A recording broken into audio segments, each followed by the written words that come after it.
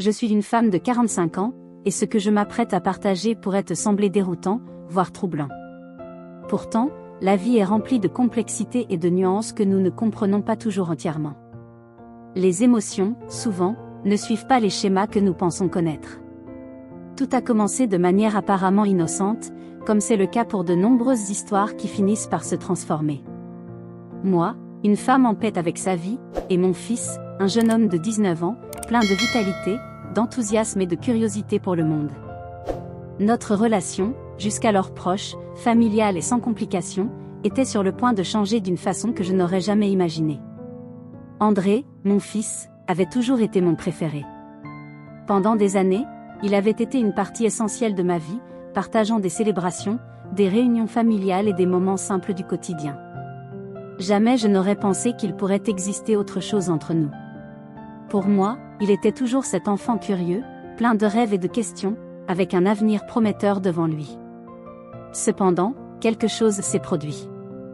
Quelque chose qui a complètement bouleversé ce qui, jusque-là, définissait notre lien.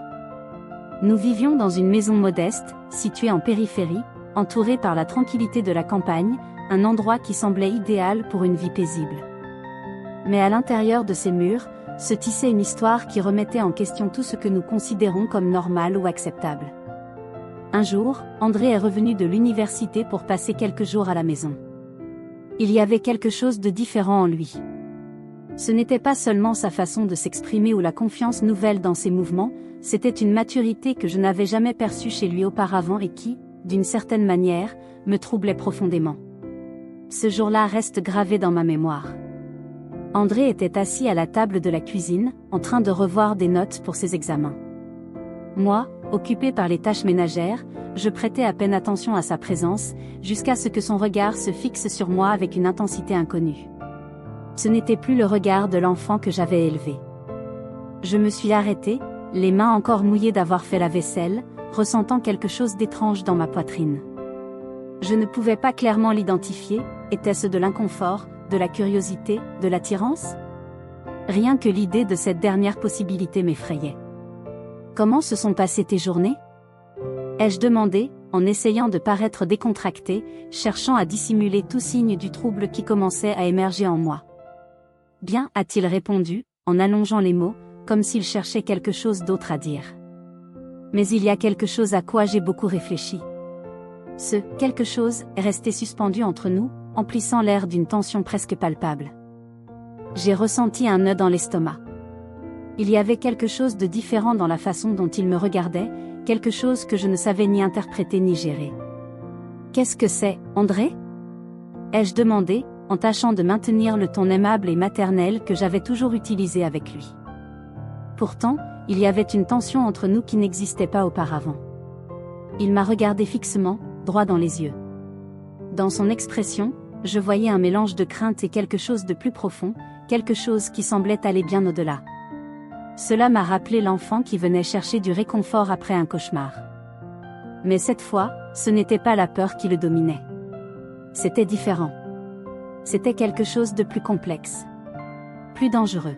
« Je ne peux pas m'empêcher de penser à toi, maman, a-t-il dit avec une franchise presque précipitée. Ces mots ont frappé mon cœur comme un coup, me laissant immobile, incapable de comprendre ce que je venais d'entendre. Que voulait-il dire ? Que signifiait tout cela ? André, ai-je murmuré, mais je ne savais pas comment continuer. Tant de choses voulaient être dites, mais mon esprit était un tourbillon d'émotions contradictoires. Au fond de moi, je savais ce qui se passait, mais je ne voulais pas l'admettre. Je ne pouvais pas me le permettre. C'est alors que, de manière inattendue, il s'est levé de sa chaise et s'est approché de moi. Son regard s'est ancré dans le mien, et avant que je ne puisse réagir, il m'a embrassée. C'était un baiser bref, un peu maladroit, mais chargé d'une intensité émotionnelle qui m'a coupé le souffle. Mon premier réflexe a été de le repousser, mais quelque chose en moi est resté figé, submergé par l'impact de ce qui venait de se passer. Quand nos lèvres se sont séparées, je l'ai regardé, encore étourdi, le cœur battant à un rythme effréné. André, tout comme moi, semblait surpris par ce qu'il venait de faire, mais son regard ne montrait aucun regret. Seulement un désir évident, quelque chose qui n'aurait jamais dû exister entre nous. Je ne savais pas comment réagir. Mon esprit était un chaos, incapable de trouver une pensée claire. Je savais que nous avions franchi une limite qui n'aurait jamais dû l'être. Mais, en même temps, il y avait quelque chose au fond de moi que je ne pouvais nier, quelque chose que j'avais ressenti en cet instant fugace. Dans les semaines qui ont suivi, l'atmosphère dans la maison est devenue pesante. Nous parlions à peine de ce qui s'était passé, mais la tension entre nous était impossible à ignorer. Chaque fois que nous nous croisions, je sentais une étincelle, une énergie presque électrique que je n'avais jamais ressentie auparavant avec lui. Cette sensation m'effrayait autant qu'elle m'attirait. Un après-midi, alors que nous restions silencieux dans le salon, André brisa la quiétude. « Je n'arrive pas à arrêter de penser à ce qui s'est passé », avoua-t-il, sa voix tremblant d'émotion. « Je ne sais pas ce qui m'arrive, mais je ne peux plus l'ignorer. » Moi non plus, je n'étais plus capable de détourner mon esprit de cela. Bien que je sache que ce que je ressentais était mal, une partie de moi-même se sentait revivre d'une manière que je n'avais pas connue depuis des années. Il y avait quelque chose dans son énergie, dans sa jeunesse, qui me faisait me sentir désirée, une sensation à la fois vivifiante et troublante. Mais je savais que cela devait cesser. « André, ce qui s'est passé était une erreur, dis-je finalement, en essayant d'adopter un ton ferme, même si au fond de moi la confusion me submergeait. Cela ne peut pas continuer. » Il me regarda, ses yeux mêlant douleur et détermination. « Pourquoi pas ?» demanda-t-il. « Je sais que tu ressens quelque chose pour moi, je l'ai vu dans ton regard. » Et il avait raison. C'était la vérité la plus amère.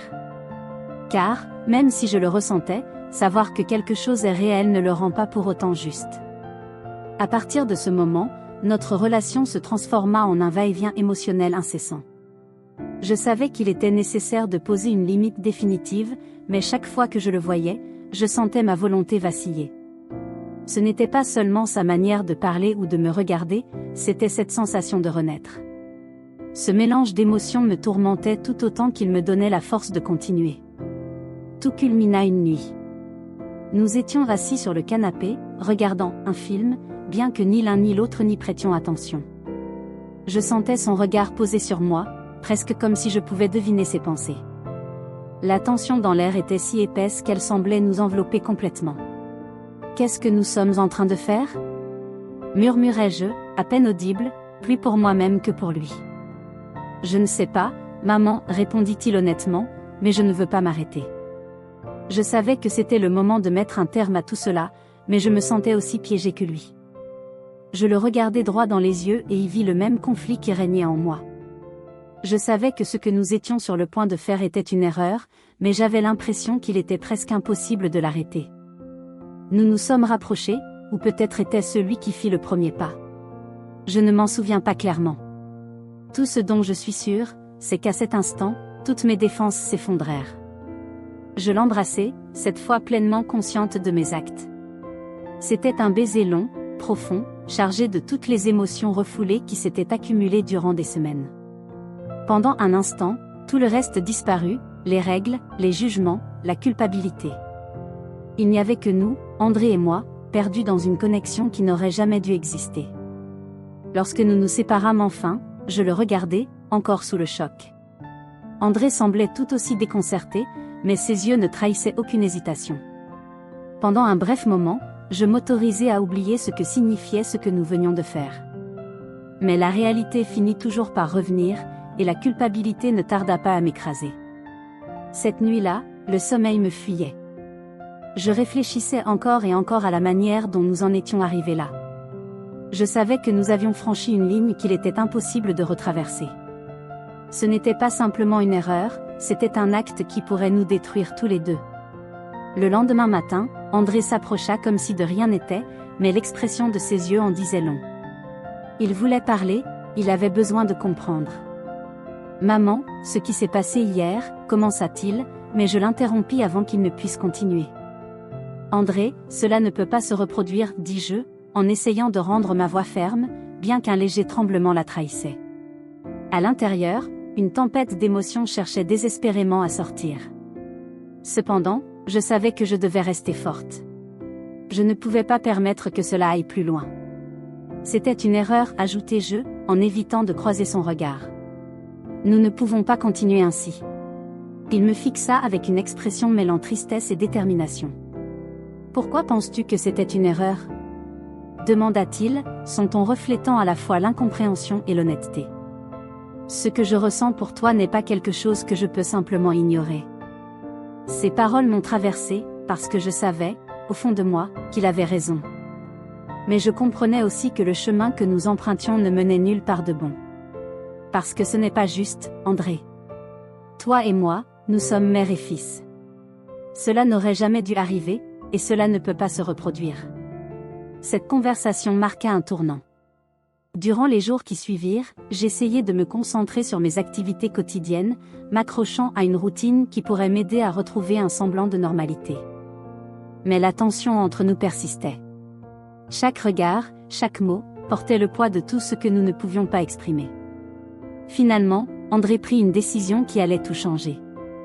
Un après-midi, il m'annonça qu'il retournerait à l'université plus tôt que prévu. « Je pense que nous avons besoin de prendre nos distances, maman. Cela nous fera du bien à tous les deux. » Je n'essayais pas de le retenir, car au fond de moi, je savais qu'il avait raison. Je le regardais partir, le cœur rempli de contradictions, avec la sensation de perdre quelque chose que je n'aurais jamais dû désirer. Les jours passèrent, puis des semaines, et peu à peu la vie retrouva une certaine apparence de normalité. Mais son absence ressemblait à une plaie qui ne guérissait jamais complètement. Je me réfugiais dans mon travail, dans les petits rituels du quotidien, essayant de combler le vide qu'il avait laissé. Un jour, alors que je faisais les courses, je sentis mon téléphone vibrer. C'était un message d'André. « Maman, il faut qu'on parle. Pourrions-nous nous voir ?» Un frisson parcourut mon corps. Cela faisait des mois que nous n'avions pas parlé, et bien que j'aie essayé d'enterrer tout ce qui s'était passé, je savais que rouvrir cette porte serait risqué. Mais je ne pouvais pas ignorer son message. J'acceptai de le rencontrer. Nous choisîmes un café discret, à l'abri des regards indiscrets. Quand je le vis s'entrer, quelque chose en lui avait changé. Son allure reflétait une certaine maturité, bien qu'il conservât encore des traces du jeune homme qui avait quitté notre foyer des mois auparavant. « Merci d'être venu, dit-il, brisant le silence entre nous. » Je me sentais tendu, mais je tentais de projeter une certaine sérénité. « Que veux-tu, André ?» Il inspira profondément, comme s'il cherchait les mots justes pour exprimer ce qu'il allait dire. « J'ai beaucoup réfléchi à tout, à nous, à ce qui s'est passé. Et, même si cela me fait mal, je comprends que tu avais raison. Cela n'est pas juste. » Sa sincérité me prit de court. Je m'attendais à une discussion ou à de l'insistance, mais à la place, je découvris une maturité que je ne lui connaissais pas. « Ce que j'ai ressenti pour toi était sincère, continua-t-il, mais je sais que nous ne pouvons rien construire à partir de cela. Tu mérites mieux. Moi aussi, je mérite plus. » Mes yeux se remplirent de larmes. Ce n'était plus l'André impulsif qui m'avait embrassé cette nuit-là. Il avait réfléchi, il avait grandi, et même si cela me faisait souffrir, je savais qu'il avait raison. Nous avons parlé pendant des heures, pas seulement de ce que nous avions vécu, mais aussi de la manière dont nous pouvions avancer. Finalement, nous nous sommes quittés avec une longue étreinte, chargée d'émotions qui n'avaient pas besoin de mots. Nous savions tous les deux que ce serait l'adieu définitif à ce que nous avions partagé. Sur le chemin du retour, je ressentis un mélange de paix et de tristesse. Je savais que nous avions pris la bonne décision, même si elle était douloureuse. Parfois, aimer signifie aussi savoir lâcher prise. Il y a des limites qui ne doivent pas être franchies, et apprendre à laisser partir, aussi difficile que cela puisse être, est une des formes les plus pures de l'amour. La vie reprit son cours, comme elle le fait toujours.